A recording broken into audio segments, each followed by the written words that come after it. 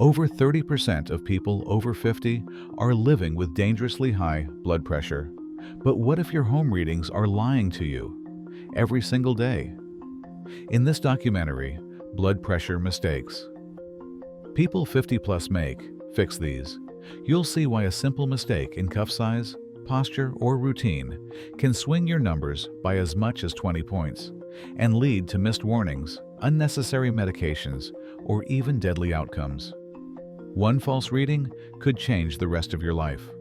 Are you making the mistake that doctors warn could triple your risk, but never show you how to fix?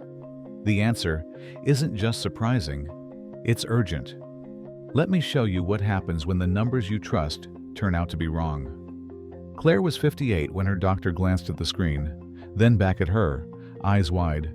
Her blood pressure was 210 over 120, numbers that put her at risk for a stroke before she even left the office. She had been measuring at home for months, trusting the device, never suspecting anything was off. But the cuff she used was too small for her arm, a mistake that can add 20 points or more to the reading. She was immediately put on 4 blood pressure medications. Within weeks, she fainted in her kitchen. Emergency doctors traced it back. The medication overload had dropped her pressure dangerously low. Research shows this isn't rare. 1 in 3 readings at home are wrong, and people on 4 or more blood pressure drugs face nearly 5 times the risk of medication harm. A single error, wrong cuff, bad posture, or a rushed reading can trigger a cascade that changes everything. Margaret was 66 when she first noticed her numbers jumping all over the place. At home, her blood pressure looked steady, until the day she sat in her doctor's office, hands cold, heart pounding, and watched the numbers shoot up by 30 points. The nurse offered a reassuring smile, but Margaret's mind raced. Why did her readings always spike at appointments? She started dreading each visit, checking her blood pressure 3 times before leaving the house, hoping for a lower number. It never came. Nearly 1 in 3 people experience this pattern, a phenomenon known as white coat effect, where anxiety in the clinic pushes blood pressure much higher than normal. For Margaret, the cycle became exhausting. Worry about the reading, then a higher number, then more worry. Behind every fluctuating number was the fear of another prescription, another lecture, or a new diagnosis. For many, this emotional roller coaster is invisible, but the toll is real. Every day, millions of adults rely on home blood pressure monitors, yet most never question if their device is up to the job. The truth is, less than 15% of monitors sold in stores are validated for accuracy by independent experts. That means the majority of people are trusting numbers that may be off by 10, 15, or even 20 points. For someone over 50, that gap can mean the difference between being told you're healthy and being put on lifelong medication. Start by checking your monitor against the American Medical Association's Validated Device Listing, or VDL. If your device isn't on that list, accuracy is not guaranteed, no matter how many 5-star reviews it has online. The VDL is updated regularly, and only devices that pass strict testing make the cut. If you can't find your model, it's time to consider an upgrade, especially if you've had it for more than 5 years, or if it was a hand-me-down from a friend or family member. Next, check your cuff size. Standard cuffs fit arms measuring 22 to 32 centimeters around, but more than 16 million adults in the U.S. have arms larger than that. Using a cuff that's too small can add 5, 10, even 20 points to your reading. If your upper arm measures more than 32 centimeters, about 12.5 inches, you need a large or extra large cuff. The right fit means the bladder inside the cuff should wrap at least 80% of the way around your arm, with the width covering about 40% of the distance from your elbow to your shoulder. If you're not sure, grab a soft tape measure and check. Most manufacturers print the size range right on the cuff or in the manual. Even the best device can go wrong if the batteries are weak. As batteries drain, the pump may not inflate the cuff fully, or the sensors inside may drift. Bench tests show that low battery voltage can cause readings to creep upward by several points. sometimes as much as 4 millimeters of mercury, before the low battery light ever comes on. Replace batteries every 6 months if you check daily, or sooner if you notice the cuff is inflating slower than usual. For plug-in models, use the original power adapter to avoid voltage drops. Finally, make sure your monitor is set up on a solid level surface, never on a bed or soft chair. If your device has a memory function, clear out old readings before starting a new tracking routine and double-check the date and time are correct. This keeps your records accurate and avoids confusion if you bring your results to your doctor. With a validated device, the right cuff, and fresh batteries, you've removed the guesswork.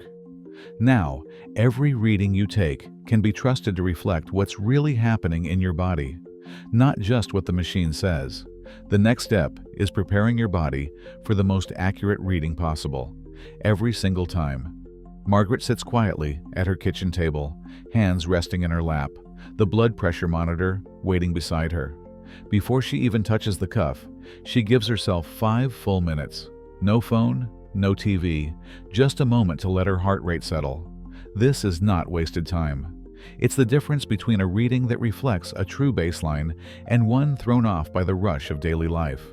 Research shows that even mild activity or a brief bout of stress can push systolic pressure up by 10 points or more. That's why the American Heart Association recommends a quiet rest before every measurement. There's another step Margaret never skips. She makes sure she hasn't had coffee, tea, or a cigarette for at least half an hour.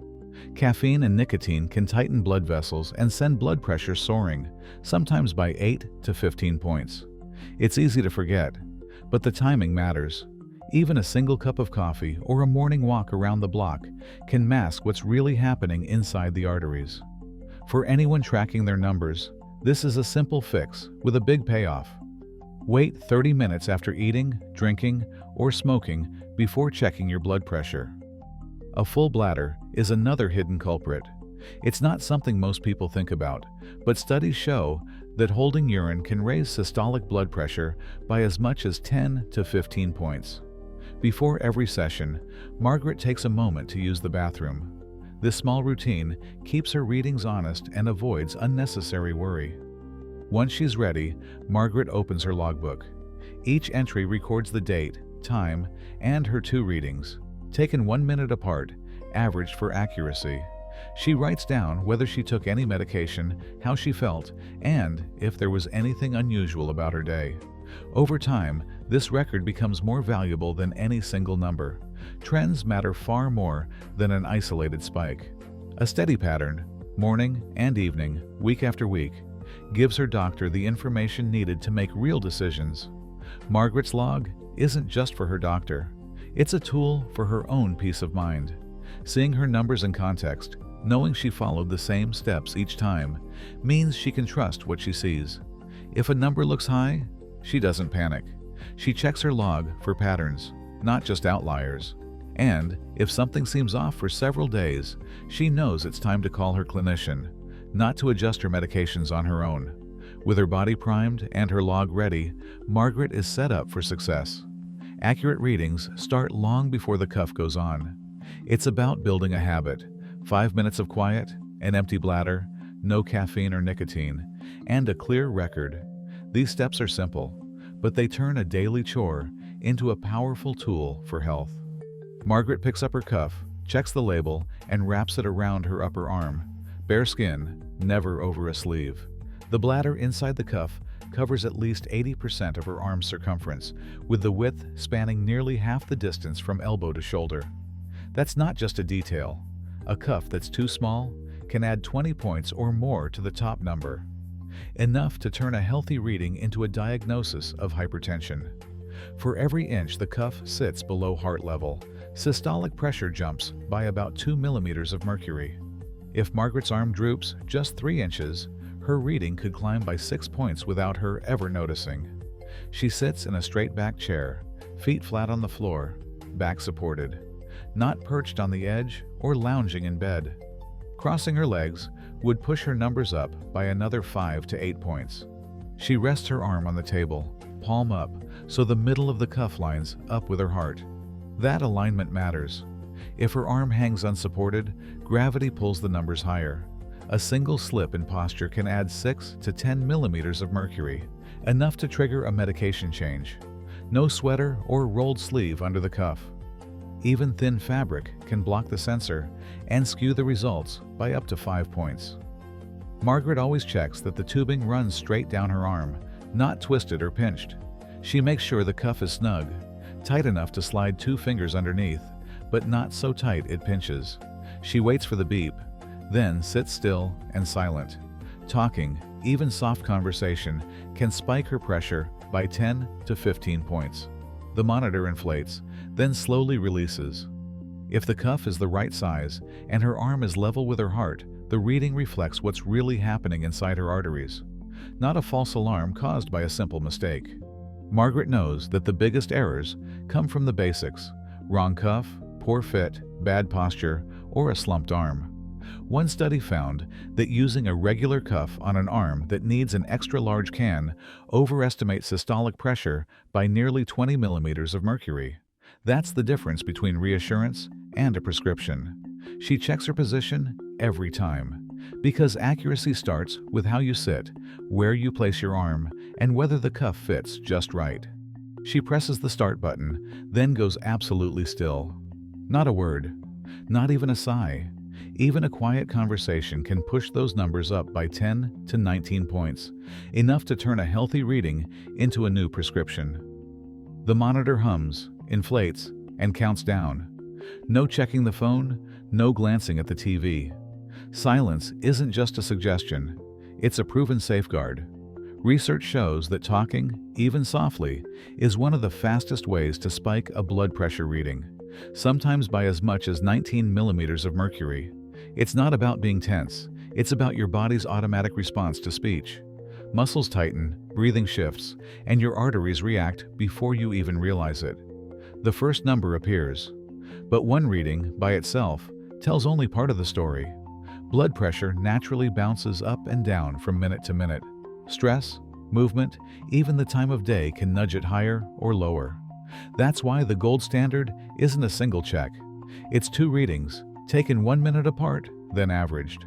This simple habit aligns with ambulatory monitoring used in hospitals, where accuracy is life or death. That 1 minute interval isn't arbitrary. It gives your arteries a chance to relax after the first squeeze, letting the second measurement settle closer to your true baseline. Studies confirm that this method smooths out random spikes and flukes, revealing what's really happening inside your blood vessels. She waits quietly for 60 seconds. No distractions, no movement. Then starts the second reading. Both numbers go in the log, along with the date and time. She circles the average. Over days and weeks, these paired readings build a pattern that's far more reliable than any single number. If the first reading was high and the second lower, she doesn't panic. The average tells the real story, not the outlier. This approach transforms blood pressure tracking from a guessing game into a science-backed routine. The result? Fewer false alarms, fewer unnecessary medication changes, and a clear signal her doctor can trust. The power is in the pause, the silence, and the double check. Simple steps that lock in numbers you can rely on. Margaret laces up her sneakers just after sunrise.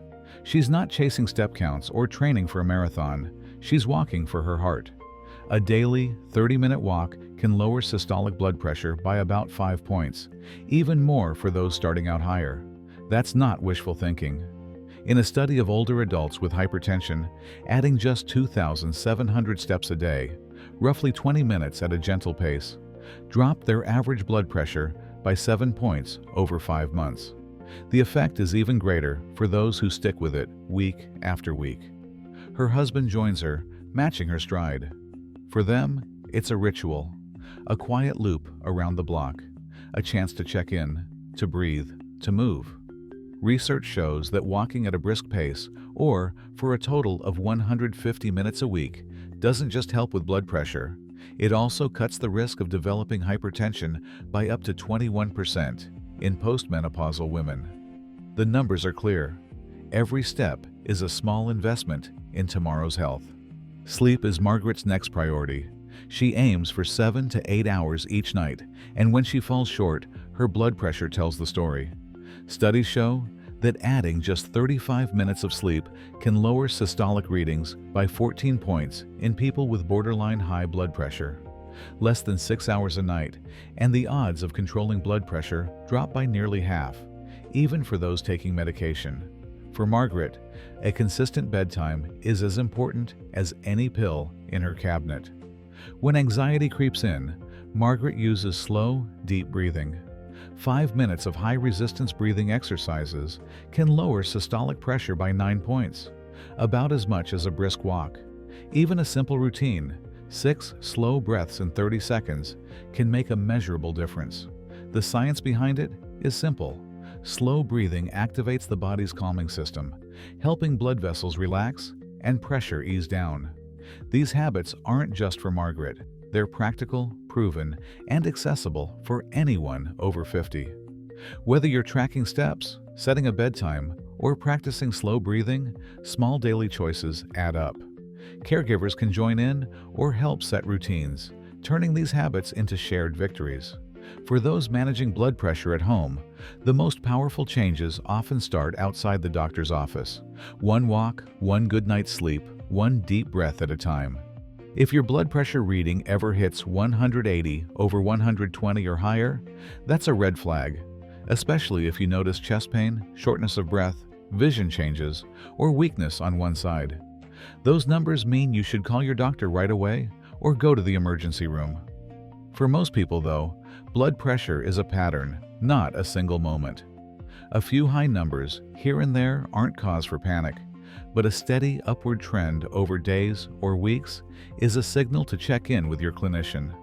Here's a simple checklist to keep by your monitor. Always use a validated device with the right size cuff for your arm. Make sure the cuff is on bare skin, never over clothing. Sit with your back supported, feet flat on the floor, and arm at heart level. Rest quietly for 5 minutes before starting. No talking, no distractions. Avoid caffeine, smoking, or exercise for at least 30 minutes beforehand. Empty your bladder before you sit down. Take 2 readings, 1 minute apart, and write down the average. Record the date, time, and any notes about your day or medications. If your numbers are consistently above 135 over 85 at home, or if you see a new trend, reach out to your healthcare team before making any changes. Never stop or adjust your medication on your own. The most important thing is to track your readings over time. Patterns matter more than any single spike. Dr. Luke Laffin, co-director of the Center for Blood Pressure Disorders at the Cleveland Clinic, puts it simply: the best blood pressure monitor is the one you use correctly, consistently, and share with your doctor. For extra support, download a printable home blood pressure log or ask your clinic for a paper tracker. Many clinics also offer nurse lines or virtual check-ins if you have questions between visits. If you care for a loved one, help them follow these steps and keep their log up to date. Save this checklist, share it with a friend, and subscribe for more practical health tips. Accurate blood pressure readings are one of the most powerful tools you have to protect your health. Starting today. 1 in 3 home blood pressure readings in adults over 50 is inaccurate, according to published studies and clinical audits. This documentary has shown how simple mistakes, like using the wrong cuff size, skipping a 5-minute rest, or talking during the reading, can lead to errors as large as 19.5 millimeters of mercury. The consequences are serious: misdiagnosed hypertension, unnecessary medications, and increased risk of harm, especially for those on 4 or more prescriptions. While validated home devices and proper technique can reduce these risks, research shows that fewer than 15% of monitors in use are fully validated, and millions of adults lack cuffs that fit their arms. Some factors, like white coat hypertension, remain challenging to eliminate, and not every device error has been studied in all settings. But the evidence is clear. Routine, accurate measurement, and modest lifestyle changes, such as daily walking and adequate sleep, can lower blood pressure and prevent complications. By following the documented steps, Adults over 50 can take control and avoid the most common and preventable mistakes.